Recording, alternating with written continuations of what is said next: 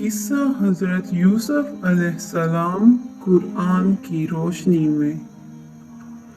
और मैं ये दावा नहीं करता कि मेरा नफ्स बिल्कुल पाक साफ है।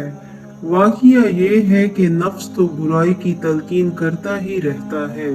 हाँ, मेरा रब रहम फरमा दे तो बात और है कि उस सूरत में नफ्स का कोई दाव नहीं चलता। बेशक मेरा रब बहुत बख्शने वाला बड़ा मेहरबान है। और बादशाह ने कहा कि उसको मेरे पास ले आओ, मैं उसे खालिस अपना मुआवन बनाऊंगा। चुनाचे जब यूसुफ अलैहिस्सलाम बादशाह के पास आ गए और बादशाह ने उनसे बातें की तो उसने कहा, आज से हमारे पास तुम्हारा बड़ा मर्तबा होगा और तुम पर पूरा भरोसा किया जाएगा। यूसुफ अलैहिस्सलाम ने कहा कि आप मुझे मुल्क के खजानों के इंतज़ाम पर मुकर्रर कर दीजिए। यकीन रखिए कि मुझे हिफाजत करना खूब आता है और मैं इस काम का पूरा इल्म रखता हूँ। और इस तरह हमने यूसुफ अलैहिस्सलाम को मुल्क में ऐसा इक़्तिदार अता किया कि वो उसमें जहाँ चाहे अपना ठिकाना बनाए। हम अपनी रहमत जिसको चाहते हैं पहुंचाते हैं और नेक लोगों के अजर को ज़ाया नहीं करते। और आखिरत को का जो अजर है वो उन लोगों के लिए कहीं ज़्यादा बेहतर है जो ईमान लाते और तकवा पर कारबंद रहते हैं। और जब कहत पड़ा तो यूसुफ अलैहिस्सलाम के भाई आए और उनके पास पहुंचे तो यूसुफ अलैहिस्सलाम ने उन्हें पहचान लिया और वो यूसुफ अलैहिस्सलाम को नहीं पहचाने। और जब यूसुफ अलैहिस्सलाम ने उनका सामान तैयार कर दिया तो उनसे कहा कि आइंदा अपने बाप शरीक भाई को भी मेरे पास लेकर आना। क्या तुम ये नहीं देख रहे हो कि मैं पैमाना भर भर कर देता हूँ और मैं बेहतरीन मेहमान नवाज भी हूँ।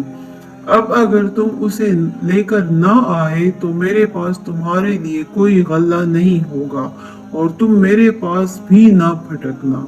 वो बोले, हम उसके वालिद को उसके बारे में बहलाने की कोशिश करेंगे कि वो उसे हमारे साथ भेज दे और हम ऐसा जरूर करेंगे।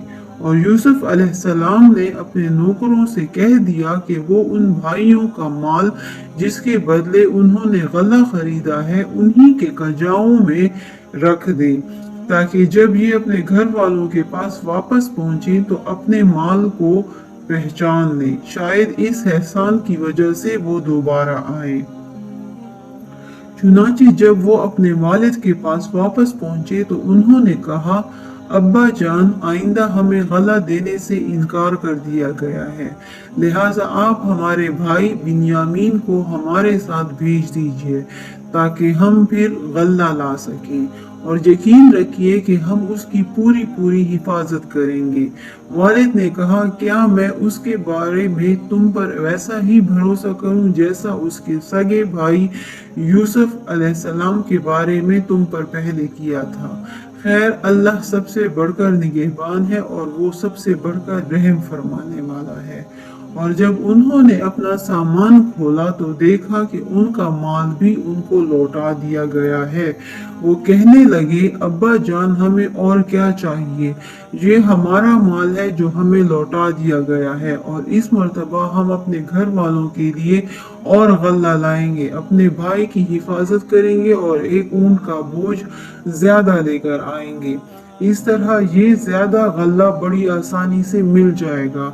वालिद ने कहा, मैं उस यानी बिन्यामीन को तुम्हारे साथ उस वक्त तक हरगिज नहीं भेजूंगा जब तक तुम अल्लाह के नाम पर मुझसे ये अहद ना करो कि उसे जरूर मेरे पास वापस लेकर आओगे, इल्ला ये कि तुम वाकई बेबस हो जाओ। चुनाचे जब उन्होंने अपने वालिद को ये अहद दे दिया तो वालिद ने कहा, जो कौलो करार हम कर रहे हैं उस पर अल्लाह निगहबान है। और साथ ही ये भी कहा कि मेरे बेटों, तुम सब एक दरवाजे से शहर में दाखिल ना होना बल्कि मुख्तलिफ दरवाज़ों से दाखिल होना। मैं अल्लाह की मशीयत से तुम्हें नहीं बचा सकता, हुक्म अल्लाह के सिवा किसी का नहीं चलता, उसी पर मैंने भरोसा कर रखा है और जिन जिन को भरोसा करना हो उन्हें चाहिए कि उसी पर भरोसा करें। और जब वो भाई उसी तरह मिस्र में दाखिल हुए जिस तरह उनके वालिद ने कहा था तो ये अमल अल्लाह की मशीयत से उनको जरा भी बचाने वाला नहीं था। लेकिन याकूब अलैहिस्सलाम के दिल में एक ख्वाहिश थी जो उन्होंने पूरी कर दी। बेशक वो हमारे सिखाए हुए इल्म के हामिल थे, लेकिन अक्सर लोग मामले की हकीकत नहीं जानते। और जब ये लोग यूसुफ अलैहिस्सलाम के पास पहुंचे तो उन्होंने अपने सगे भाई बिन्यामीन को अपने पास खास जगह दी और उन्हें बताया कि मैं तुम्हारा भाई हूँ, लिहाजा तुम इन बातों पर रंजीदा ना होना जो ये दूसरे भाई करते रहे हैं।